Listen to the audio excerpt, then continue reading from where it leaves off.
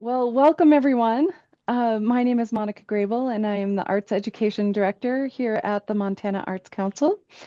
And we are very pleased to welcome you today to this first of its kind workshop that is part one of a series of three workshops that we're doing in support of our new program, Poetry Elevated.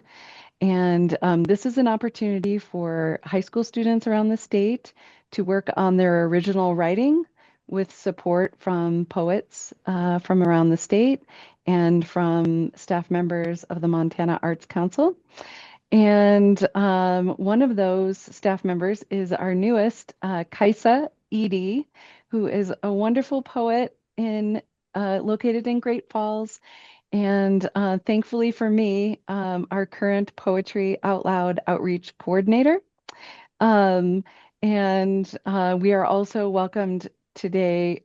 happy to welcome today, excuse me, Alan Morris Jones, our poet laureate for the state of Montana currently, and Aaron Parrett, longtime advocate of Poetry Out Loud and judge, professor, many things, including musician, which you're going to hear about more today. So we're here to have a conversation about writing. And if there are any questions that anyone has along the way, I welcome you to ask those either in the chat or just unmute yourself if you see a break in the action. That's fine too. And we will make this recording available for others to take advantage of it later. So um, I think that's it for the mechanics. We'll talk more about deadline and that sort of thing at the end of our session, but welcome everyone. And here we go. Kaisa. Hi, I'm Kaisa Edie, and I am the Poetry Outreach Coordinator this year for Poetry Out Loud. And I'm working with Monica on sort of this new complementary venture into original student writing. We're very excited about it. It seems sort of a natural growth of the Poetry Out Loud program to focus on the encouragement and the growth of original writing for high school students here in the state. Um, the really wonderful thing about Poetry Elevated is that it's open to all high school students. They don't have to be involved in the recitation competition. So it really sort of opens the doors for students that might not have the time to do poetry out loud, or perhaps recitation is not really their thing. They would rather express themselves on paper instead of in front of a crowd. And so, um, yeah, we're very excited to sort of launch this new program and competition, even though we're sort of shying away from the term, just because we're really trying to make it more about focusing on the writing aspect and the art aspect of the possibility of what poetry can do for students.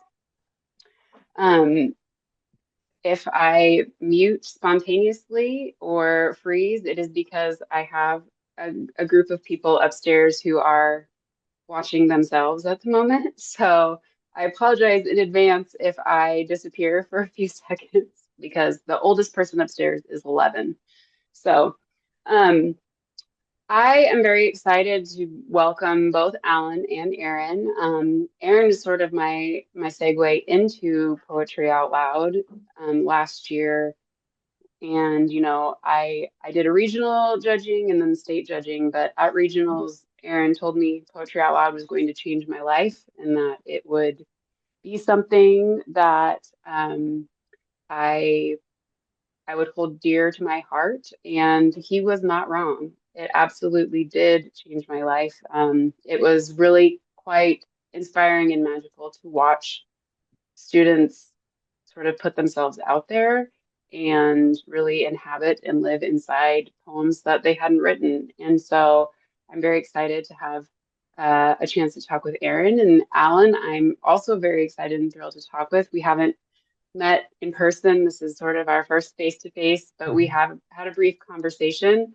I'm excited to talk about Mumblecusser and talk about your own writing process. And so I just thank you both in advance for your time and your words over the next hour or so. So yeah, I thought, I guess, a way into the first workshop, so to speak, would be um, I know that Aaron is a accomplished musician and songwriter, along with all the other arts that he practices, which are many.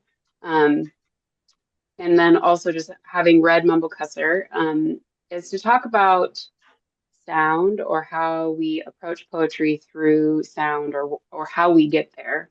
And that can go any way that you guys feel comfortable. But I think the idea of sound really is quite broad, and we can talk about it in any way, shape, or form. It could be structure or syntax or stanza or songwriting. And I thought it was um, just a sort of an open way to have a good conversation between the both of you. And I know that I have questions, and maybe we organically come to some more questions that we can ask each other. And so I don't know if one of you wants to start off with talking about anything in particular, but I would love to hear your thoughts on sound or anything, honestly. So I would be curious to hear from Aaron uh, about his process. In my own work, I do not um, typically gravitate toward strict rhyme and meter. Whenever I do, it doesn't usually turn out very well. You know, I have only a very few poems um, that I'm proud of that actually, tend to rhyme and tend to follow a strict metrical pattern. Hmm. Um, but as a songwriter, Aaron does that all the time. And so I'm always very curious how, in the process of writing the lyrics of a song, does the music go with the song lyrics? Or are they created separately? Do you build them both at the same time? Do you pick out the lyrics as you're working through the song? That's a really good question, and I would uh, clarify first. I'm not a poet. I mean, I've written maybe a handful of poems in my life, but when I do write a poem, it doesn't rhyme. Is that right? And I, I, I teach poetry a lot, and one of the best ways I've learned to teach students what poetry is to say 90% of the songs that you listen to and love, if and you love the lyrics. I mean, you know, everybody likes song lyrics, but if you strip the music away from them, 90% of the time the lyrics are pretty stupid. You know, she loves you, yeah, yeah, yeah. I want to hold your hand. Um, whatever. The So I tell students that poetry is like a song without music. It has to provide its own music, and the way it does that is quite often by imitating tricks from music, like rhyming or assonance, having the same sounds, or other things that lyrical music and poetry have in common. But I think good poetry does that without the apparatus of music. So in a way, I think that musicians are sort of songwriters are very seldom poets also. And, Bob Dylan, who I think is probably the greatest songwriter of all time, try to read one of his books. I mean, there's gems in there, but most of it is just, not poetry. Like, it needs the music. That's in it. So the lyrics almost use the music as a crutch in a way, or are they I complementary? actually, I mean, a lot of this gets tied up in my mind with yeah, really complex things like consciousness and language itself. But it's my feeling, and I think this is borne out by quite a lot of evidence, that in terms of evolution, music came first. sure. There's Neanderthal grave sites that have flutes, so they were making music. And then I guess over the years, it's occurred to me that, even a kid who can't play an instrument, picks up a flute or bangs around on the piano, when they stumble on something that's memorable or a sequence of notes that they like, invariably they'll hum it or, make up words to remember it. And that's how poetry was born. The Iliad and the Odyssey were composed of songs that they would sing. And part of the reason for that is those poems are 80,000 lines long, and they were made before people could write. So they had to have some way to remember 80,000 lines. And the way you do that is, turn it into a song. So rhyming is kind of a mnemonic device in that. Totally. I in think that it totally context. is. And I think, there's great poems that rhyme. I'm a fan of Robert Service. I'll admit it. I like Yeah. that stuff. And to me, it's very musical without the music, but largely because of the rhyming.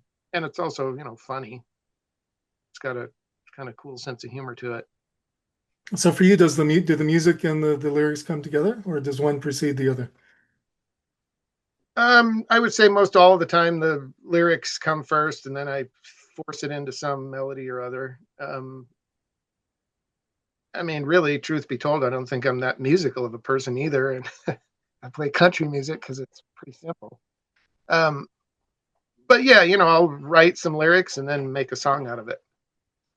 But I do think it's pretty different from poetry, and the few times I've written poems, uh, totally different approach.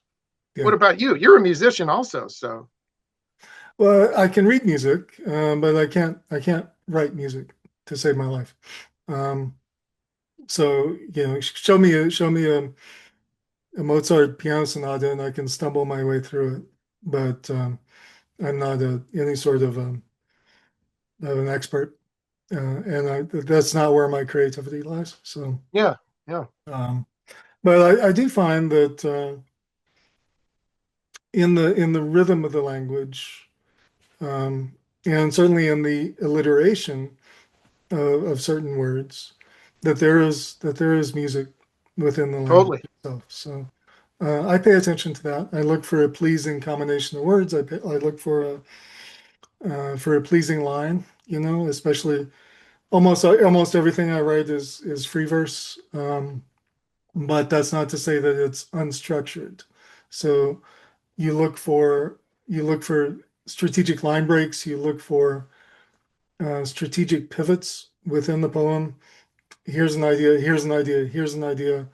I'm going to break and pivot to the next idea at this particular moment in the poem. Um, and those are often unplanned, but also gladly accepted when they show up. Um, and if a poem isn't working, um, sometimes I'll revisit with an eye toward how can I introduce those breaks and those moments. How can I make the poem pivot until it becomes something else? Um, That's really interesting. yeah. The line breaks part of it, I think, really corresponds to phrasing when people sing lyrics, Yes.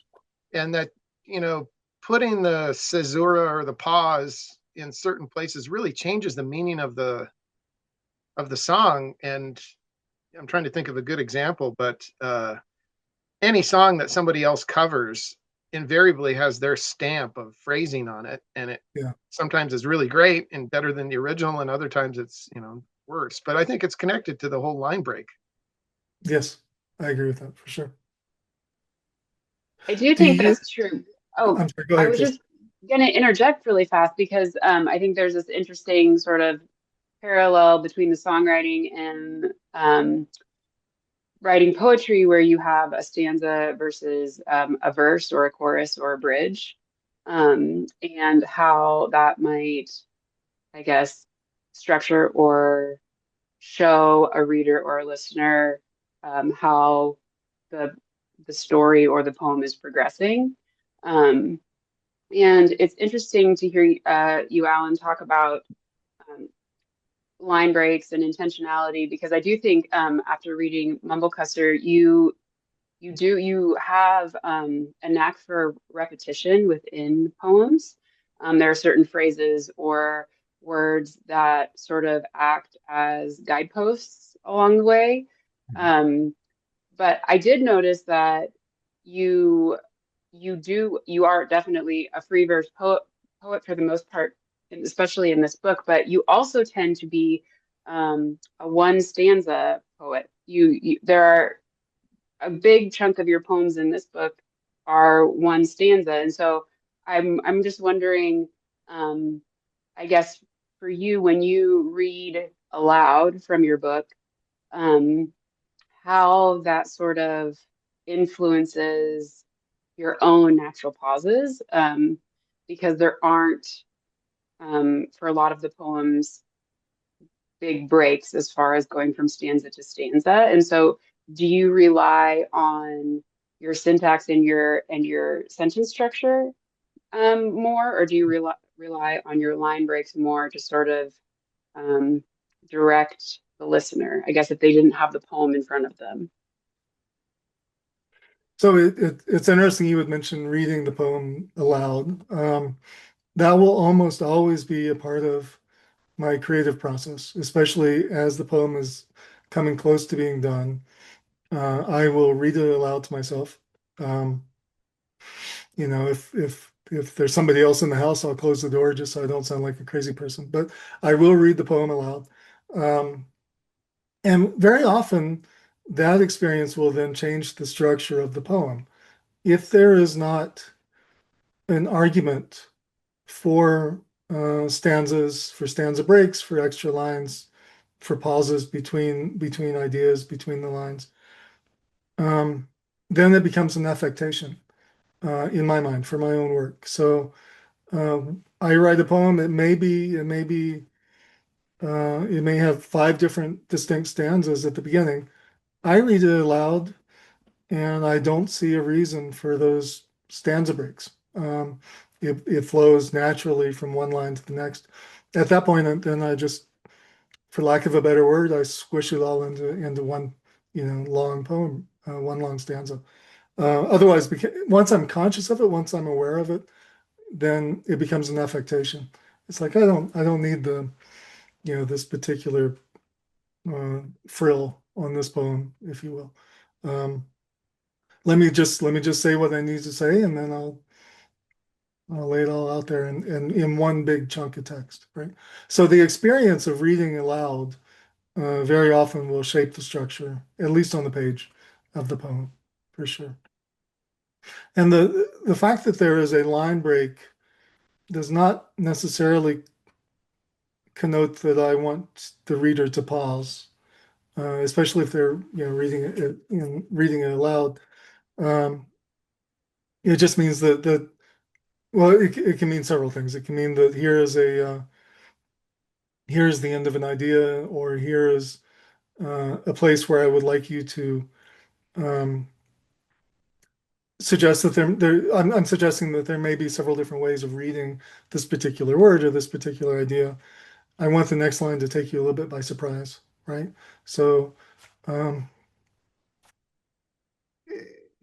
and the musicality is an aspect of that as well. So, um, dun to dun to dun to dun to dun, break, dun to dun to dun. Do you see? I mean, it's hard to kind of describe it without having an example, but that's part of the process for sure. Uh, and it only comes out when you read it, when you read the poem aloud, or it comes out. And I would add to that those affectations that are part of a lot of poems, like take a sonnet. Yeah. It's really hard, I think, to read a sonnet correctly, because your tendency is to just lapse into iambic pentameter and read it, with the dun to dun to dun to dun sound. But Yeah. I don't think poets intended it that way. It's just that mirrors the natural rhythm of English, in the way that if we were reading the Iliad in Greek, Yeah. it would be hexameters, 6 beats per line, and trochees, I think. The I've all I've always those Yeah, go ahead. I've always understood that the problem of translation, Greek and Italian falls into this as well, I understand, is that English, falls naturally, we fall into this iambic rhythm, Right. and these other languages don't have that at all. That in the translating the from the Greek or the Italian, trying to translate Dante into English, it's a huge problem for the translators. How do you take Oh, this? it is. It's a You huge know, problem, and they almost always, they leave the meter behind because each language has its own meter. right, But I guess what I would say is that even in English, if you were only reading English, if it's free verse, it's kind of open and people can, and it's going to have its own rhythm, which you would yeah, only discover by reading it aloud, like you said. But a sonnet, that has that rhythm as part of the constraint of writing one, I think the difficulty is to not let that interfere with the language itself. And I guess it goes back to the whole music thing. A line as mundane as "I want to hold your hand" would be terrible in a poem. But when you sing it, "I want to hold your hand," I mean, when you put those two things together, then you have something. But with poetry, you only have the words on the page and the way mm, you say them. And I think the language itself has to supply the way you make language do things that are unusual. That supplies the music. It's hard to describe it. In my mind, good poetry supplies its own music, even if it's rhythm or only the pauses that you feel obliged to make. I think that's the difference between songwriting for me and poetry is, you know, songwriting is kind of a lazy way to write a poem because you're going to have this awesome music behind it. yeah. And if the lyrics suck, at least the music will be good. But with a poem, you don't have that luxury. It's all got to be dead on. You can, and it's fun, So, you can recognize, um, it. You can a Paul McCartney, a Beatles song, a Rolling Stone song, almost by the guitar licks, right? I mean, Right. every very skilled musician has their voice through the instrument, and Correct. in just the same way, you can recognize a very good poet by the character of the poem itself on the page. The tonality of the poem is very unique to different voices. Um, Right. so Even down to like word choice, diction, like exactly. Yeah, why did they use that word? It's yeah, yeah, perfect. yeah. oh, Erin, would you say that songwriting then is, I guess, for lack of a better description, more of a slave to the structure of whatever sort of pattern the song is taking? So, like, whatever, let's say, rhyme scheme each verse is taking, and then chorus with the repetition and bridge and something like that. So it's far more dedicated to following a certain structure most of the time, even though you can have so much going on with the music behind it. Whereas um, poetry sort of has the freedom to play around more because it could be, um, if it's really a poem that is following a really rigid structure and rhyme scheme, then of course um, that's going to sort of overshadow, I guess, the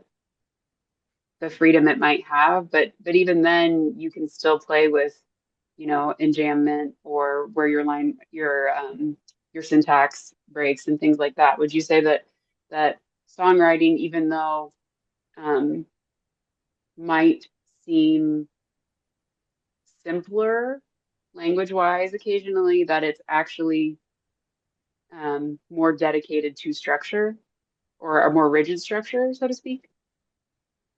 Um, I'm not exactly sure where to draw those lines, but I would maybe contradict something that I said earlier and use, Bob Dylan as the example again. That song, "It's All Right, Ma, I'm Only Bleeding," which I actually recited as a poem one year for Poetry Out Loud. That particular song, my guess is he wrote all of those lyrics and then fit, music to it because it is so poetic, even on the page. Darkness at the break of noon, shadows even the silver spoon, the handmade blade, the child's balloon, eclipses both the sun and moon. To understand you know too soon, there is no sense in trying. To me, as a poem, it's even better with the music. But uh, when I said that, I guess what I was trying to express is that I play really simple country music, and it has, simple 8-bar patterns that it's not only easy, but it's almost obligatory to. I hear that train a coming. It's rolling around the bend, and I ain't seen the sunshine since I don't know when. I mean, that's so prescribed and so formulaic that both sides need the other. You got to have the music, or the lyrics by themselves are cool, but they're not, poem. It's not a poem. And then to go back to the Iliad and the Odyssey, when they were writing those big epic poems, they had to be musical so that people could remember them. But they had other devices too, these epithets, they call them, these phrases that they would use over and over to mark where they were and to remember passages. Um, I don't know if this is getting to what you're talking about, but to me, that falls under the rubric of constraint. Like, one of the ways you challenge language is to, make it purposely difficult. I'm going to write a poem without the letter E, say, or, there will be nothing in this poem that's more than one syllable per word. And then that forces you to use language in ways that is unusual. And to me, that's the essence of poetry. Good poetry is, turning language back on itself and making it do things that no ordinary person would do in conversation. It's a great point that within the constraint, even artificial constraints, you can find creativity. Um, if I think Robert Frost said that writing for him, writing unrhymed poetry was like playing tennis with the net down, right? Yeah, So you need rules of the game, and then within those rules, you can come up with some more interesting things. Um, as an exercise, again, especially sort of in the later stages of a poem, if it's not working very well for me, if I feel like I'm missing something, I will revisit according to certain artificial rules that I may make up and bring to the poem. Um, Let me see how these lines look if I break them into a haiku or a tanka form, right. right? Yeah. And then within that the constraints of the 5-7-5 syllable structure, do I what does that do to my word choices? And then from there, some really interesting things can sometimes come out of it. That's I meant to say this, not this. The poem is kind of taking over a little bit in some ways. It takes on its own life in that case. Um, so And I was, within the constraints, you can find, ironically, you can find greater creativity than you might otherwise find. yeah, exactly. Yeah, I guess that's my point. On the other hand, not to disparage music too much because I love it so much, but I, it, I'm sitting here trying to think of a song, any popular song from the 1920s to the 2020s that doesn't rhyme. Yeah, Like, it's almost embedded in the meter and the beat of a song that at certain points you got to have this sound. Otherwise, it will throw people off because they're yeah, expecting, if they heard darkness at the break of noon, then they're expecting some oon sound at the end of the next line. Whereas in poetry, especially free verse, you don't have that constraint, but you have yeah. other ones like, how long will this line be, or what words can't I use if I'm writing a poem about chess? Right. It's it. To, I don't. This is almost an aside, a parenthetical, but it's interesting to me that some of those lyrics that you're reciting, the Dylan, the Johnny Cash, um, they're paired so well with the melodies Right. that you cannot recite them without subconsciously without unintentionally falling into the melody.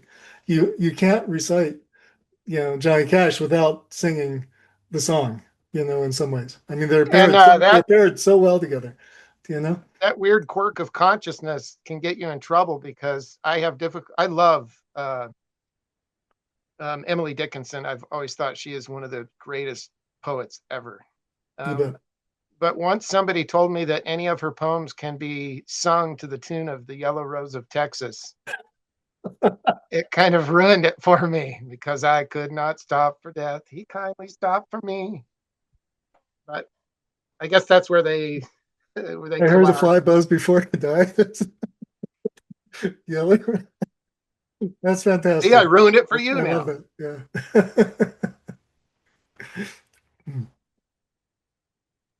Well, I guess putting a more uh, non-classical spin, because I do think, um, you have Dylan, you have all these other musicians that are very much sort of embedded in the minds of so many people. But for teenagers now, I guess, Alan, you have a teenager, is that correct? My son is just turning 15 in just a week or two. Yep. Okay, and then Aaron, you also have a teenager. Do you feel like there are musical artists out there right now that you could point to for, I guess, sort of a contemporary mirroring of Dylan or someone like that? If you were trying to point to a musician or artist now for students in high school or middle school, is there anyone that you would be like, hey, you should listen to this particular person, or would you fall back on the people that you rely on yourselves? I would say one of the greatest things about having a kid, especially a teenager, is that she has turned me on to so much awesome music that it would have never been on my radar. And at the top of the list, I would say Lana Del Rey, who I think is, and sings a lot of songs that don't rhyme. It just occurred to me, or parts of them don't rhyme. Billie Eilish, I think, is pretty amazing lyrically and musically, and in the countryside, Sierra Farrell. I'm curious to hear what Alan says because I know Corey listens to some pretty good music too. Yeah, I'll second what Aaron has said, that one of the pleasures of being a dad is following your kids down the path of what they're listening to, what they're excited by, um, and being exposed to all that stuff. I have appreciated hip hop, but I haven't been. It's not something I've necessarily gone to. But my son listens to it all the time, so going back and forth, especially driving in the car, we'll listen to this artist or that, and um, some of that is amazing, man. It really is poetry. I mean, I it's like holy anyway, I won't well, mumbleface, but it's really good. Eminem. I think Eminem is Eminem, one he's of the fantastic, right? greatest Yeah, wordsmiths of the 21st century. right. He truly is amazing. Um, if I were giving advice to a high school student, the or a college student or an adult, anyone looking to write poetry, write a novel, write a personal essay, write anything at all. Read deeply, read widely, read with intention, read with a pen in your hand. Um, find something that moves you, that impresses you, that blows you out of the water, and then dissect that poem, dissect that novel, dissect that song, to find out what is it that evoked that emotion. What is it in that piece of art that moved me and created this response? And then you don't you don't plagiarize, you don't take the words, you don't take what's on the page and transfer it, but you learn from the mechanisms that are embedded within the work. So um, within this poem, this is where I was especially moved. And here was the buildup over several lines that created certain expectations, and then those expectations were shattered. And then I am left bereft at the end of it. How did they do that? And then once you figure that out, then try to reproduce it in your own work. And musicality in poetry, the musicality, the sound of the words, the sound of the language is absolutely a huge aspect of that. So there are expectations within this poem that are being fulfilled, that are being denied, um, and at the end of it, it's all tied up with a nice little bow. And it especially moved me in this way or that way. Try to reproduce that in your own work. Um, I have that's my career in a nutshell. I have only taken a couple of creative writing classes in my life. They weren't especially worthwhile for me. Um, I am self-taught. I have taken work that has moved me. I've taken novels that have moved me, poetry that's moved me, and I've taken it apart. Um, Even to the point where I'll rewrite certain pages verbatim so I can see what they look like on my screen. Uh, this is what this is what Blood Meridian looks like on my computer screen, right? Um, it's the opportunity of learning from work that you have found important is what ultimately informs your own work. So a lot of Yeah. your work then, or at least your learning, could be almost, you could say, be an emotional translator, trying to figure out um, other people's work and I guess the emotional response and how to do that in your own way through your own work.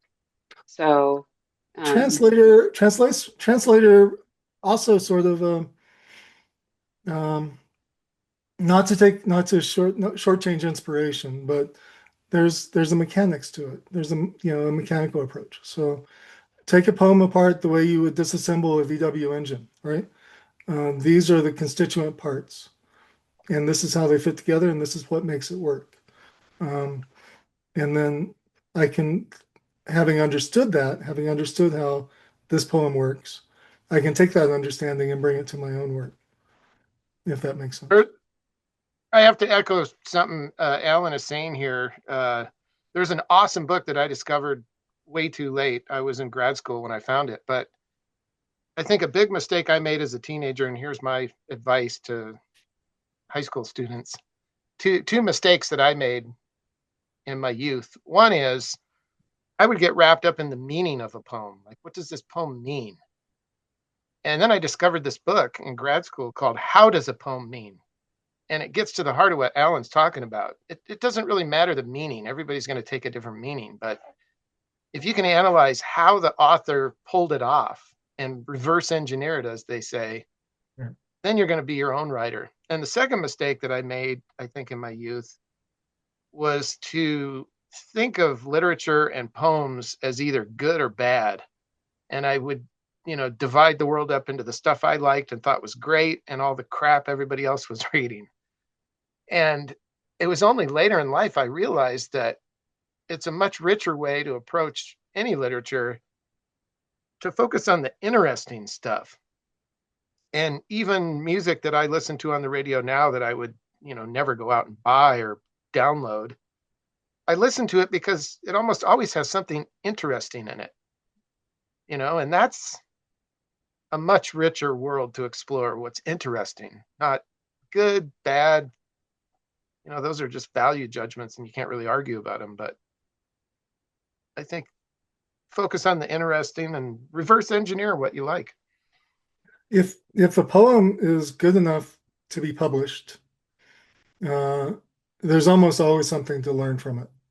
Right. Uh, and And I, musically too, people yeah, disparage Taylor Swift, for example, just because she's so hugely popular, and a lot of people think it's kind of vacuous. But every time I listen to it, there's something in there. Yeah. Harmony is amazing. And if nothing else, she's discovered a formula for turning music into money. That's got to be worth something, right? How can we I don't have that. let's reverse engineer that now. Yeah.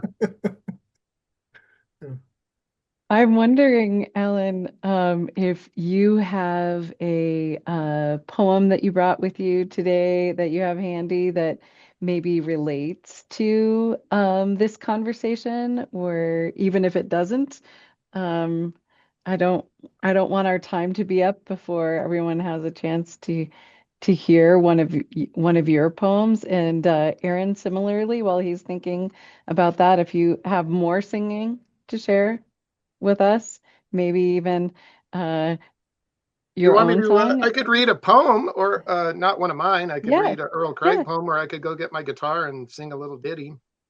your choice. Uh, yeah, however the spirit moves you, I think that would be a great way to wrap up our time today is to hear from you both, if you don't mind. Sure. Let me. I'll have to run downstairs, but I'll be right back. When the world conspires against you, my boy, and one night's worry overshadows a day full of joy, somewhere off the edge of your pillow, a wind still blows through the willows. There's a secret garden where Winnie the Pooh shares honey with the old woman in the shoe. Frog forever wakes Toad, and Peter beats back Hook. Rikki Tikki Tavi taunts Nagina in the Jungle Book. There's a place where the wild things still are, and the little prince tells stories about his star. Where the forest of Fangorn grows giving trees, and the plaza opens its doors to Eloise. When tomorrow casts shadows like a cage, and yesterday scrawls ink across every page, there's still magic on your shelves, pages allotted. So much magic, boy. We just grew up and forgot it. Yeah, I know that That poem. was beautiful. Yeah, Thank you so much for that. sure. And in the context of a craft discussion, I can say that that last couplet has always bothered me. I try not to publish or release a poem until I'm perfectly happy with it. But those last two lines, there's still magic on your shelves, pages allotted. It feels a little awkward to me, even still. Pages allotted. That's not how people talk. I tried to work that around to make it a little bit more natural, and for the life of me, I couldn't figure it out. So there's still magic on your shelves, pages allotted. So much magic, boy. We just grew up and forgot it. Um, I would like it if that were a little bit more natural. I think it still works enough that I Hmm. could release the poem, but reading it aloud now, it still feels just a little bit awkward. Well, they're never really finished. It's just like at a certain point, you're like, yeah, Yeah, move right. on. Well, that was Paul Valéry, the French poet. He said you never finish a poem, you just abandon it. Yeah, no, I really believe that's Yeah. true. Same is true of songs, but also in the interest of this whole discussion and a question you asked at the very beginning, this little song I'm going to play is pretty new. I probably won't play it very well. Um, but how it came about was I got this one line in my head. I'm a huge Merle Haggard fan, the country guy. And then I was thinking about how that word haggard also describes people. So that's probably the kernel of this song, I guess.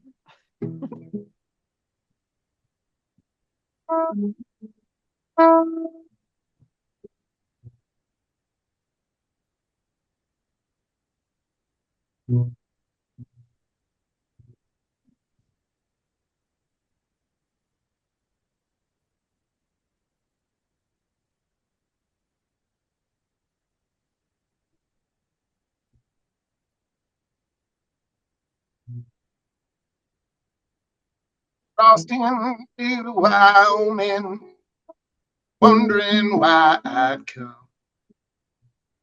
I don't like the sagebrush or the pine. Oh, here look haggard. I don't mean the myrtle kind. Waving flags and signs and beating on their drum.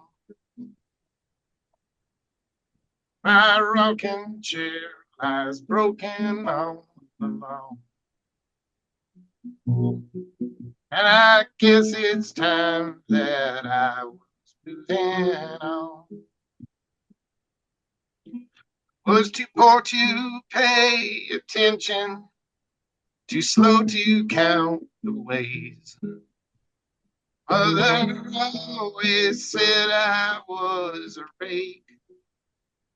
But if you make it to the border, take these letters to my wife. Don't tell her that you saw I was ashamed. My rocking chair lies broken on the lawn. And I guess it's time that I went on. There's no fire in my belly now. Sun is sinking low. Wish that I had stayed in Arkansas. This river carved its way through 10 million years of stone. I can't even find my way back home. My rocking chair lies broken on the lawn. And I guess it's time that I went home. That was terrific. That's awesome, Thank David. you so much. Well, Thank you thank you. both. And it's been a great conversation. Thank you for having it. Yes, absolutely. And for those listening, we are going to hold another workshop on the 16th of December. So details will be coming out about that soon, but our intention is to invite a couple of poets each time to join us. And this is all, you know, a part of this year's Poetry Elevated program, our new original writing program for students. We will be accepting submissions, one per high school student, on by September, or excuse me, February 5th. I don't know where the September came from. And that link and rubric and whatnot will be open in early December by the 5th. And we'll be sharing that out in the Poetry Out Loud newsletter. So keep your eye, teachers and students, on information coming out. You can also follow Kaisa on Voice and Verse Montana, MT, sorry. Um, did I get that right, Kaisa? uh, on Instagram, TikTok, and Facebook. And yeah, I'm very much hoping that this has inspired everyone today to think about their own writing. And to round us off for the last couple of minutes, Kaisa, did you have a poem that you were prepared to share today? I'm not putting you on the spot, I promise. If not, Um, we'll save it for next time. I just saw you thumbing through, so I thought you might have had one at oh, the ready. I was reading Oh along yeah. on Alan's book. Oh, okay. Wait, I would have to. No, no, I don't have anything pulled it up right now. I'm sorry. no, no, No, I no. was. Let's It do it. is fine. I just didn't want to leave you out. You're going to have lots of chances to share your poems with our students and I want to hear teachers one too. So next time. Okay, I will definitely, do it. Yeah. definitely. I'm sorry I put you on the spot. No, it's This fine. has been just super great, everyone. I'm just so appreciative of all of your time And yeah, I'm looking forward to keeping this going. In the chat, for anyone listening, the Poetry Elevated program plan document is there. Again, it's being sent out in our Poetry Out Loud newsletter. And I just want to reiterate something that Kaisa said at the beginning, which is that this program is designed to be, in parallel and in company with Poetry Out Loud, but you do not have to be a Poetry Out Loud participant of the recitation contest to submit a poem to Poetry Elevated. So, always worth mentioning that one more time. Again, thank you to our guests, Aaron Parrett, Alan Morse Jones, and Kaisa Edie, our Poetry Out Loud outreach coordinator. And thank you all so much. This has Thank been you. This was great. terrific. Yeah. Yeah. Thank you so much. I appreciate everything that you guys had to say and all of your time this afternoon. So it was wonderful to talk poems with you. Thank you. This was Honor to fun. be in Thank you. such good company. Thanks. Bye.